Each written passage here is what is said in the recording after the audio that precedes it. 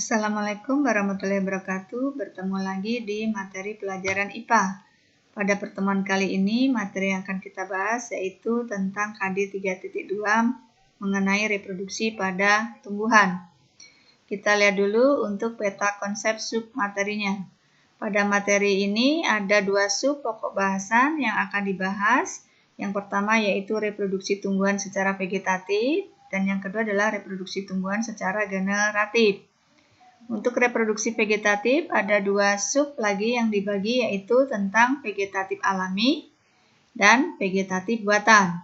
Sedangkan untuk reproduksi generatif ada 4 sub yang akan dibahas. Yang pertama yaitu reproduksi pada tumbuhan berbiji atau angios berbiji tertutup atau angiospermae. Yang kedua reproduksi tumbuhan berbiji terbuka atau gimnospermae.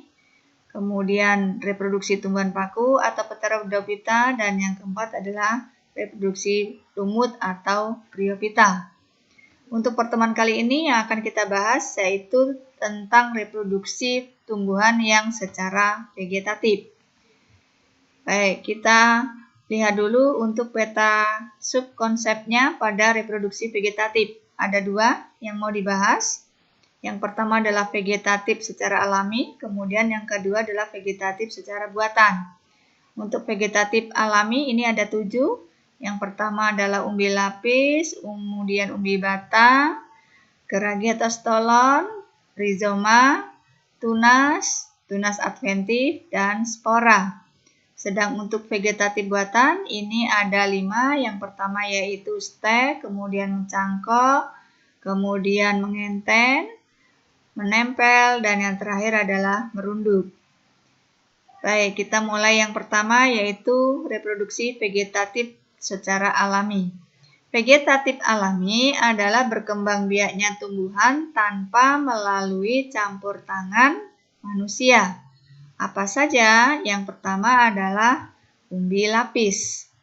Umbi lapis ini merupakan tumbuhan tunas pada sela-sela lapisan umbi.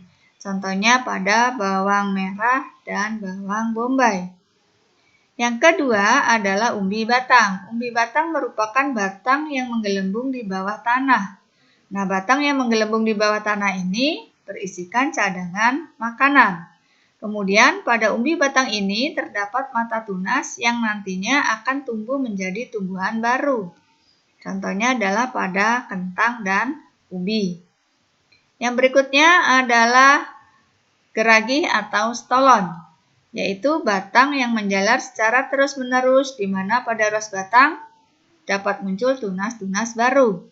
Misalnya tanaman rumput teki, arbei, kangkung, dan stroberi.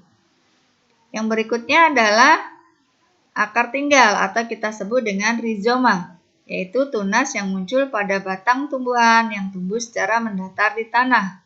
Contohnya adalah lengkuas, jahe, dan keladi. Kemudian yang berikutnya adalah tunas. Tunas merupakan tumbuhan anakan yang muncul di samping tumbuhan induknya. Contohnya pada pohon pisang, bambu, dan tebu. Yang berikutnya adalah tunas adventif. Ini berbeda dengan tunas yang biasa, di mana tunas adventif merupakan tunas yang tumbuh pada bagian-bagian tertentu. Contohnya seperti pada akar dan daun. Contoh tanaman yang bertunas adventif adalah cocor bebek, kemudian kesemek, dan sukun. Yang terakhir yaitu spora. Spora ini biasanya terdapat pada tumbuhan paku dan tumbuhan lumut. Pada tumbuhan paku, spora ini dihasilkan oleh daun yang fertil, terdapat di bawah di permukaan bawah daun atau di tepi-tepi daun. Baik, yang berikutnya kita bahas tentang vegetatif buatan. Yang pertama adalah stek.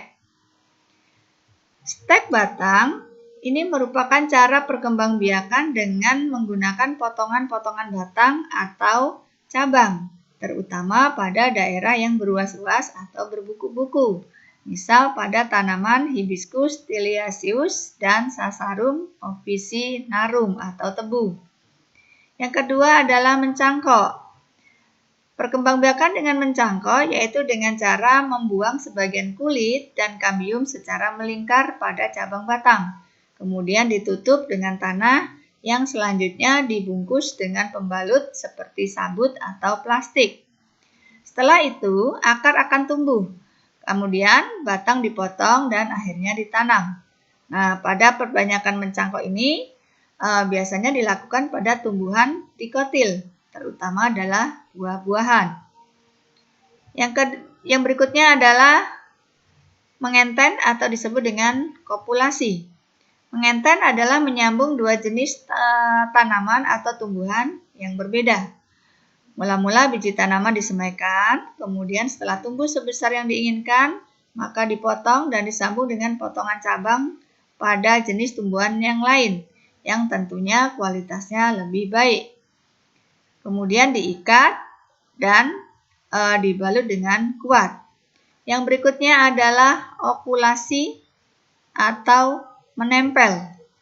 Pada dasarnya okulasi itu sama dengan mengenten, tetapi yang berbeda adalah tumbuhan yang ditaruh di atas hanya diambil mata tunasnya saja. Kedua macam tumbuhan yang diokulasi ini biasanya mempunyai kelebihan-kelebihan tersendiri. Misalnya tumbuhan jeruk yang perakarannya kuat. Dan yang terakhir adalah merunduk.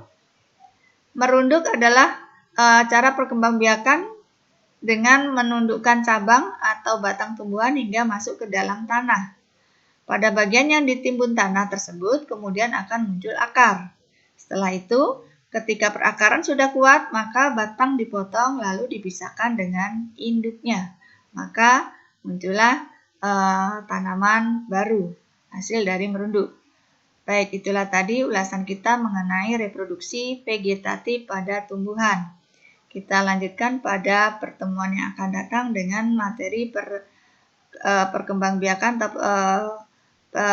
reproduksi pada tumbuhan secara generatif. Saya Eri, wassalamualaikum warahmatullahi wabarakatuh.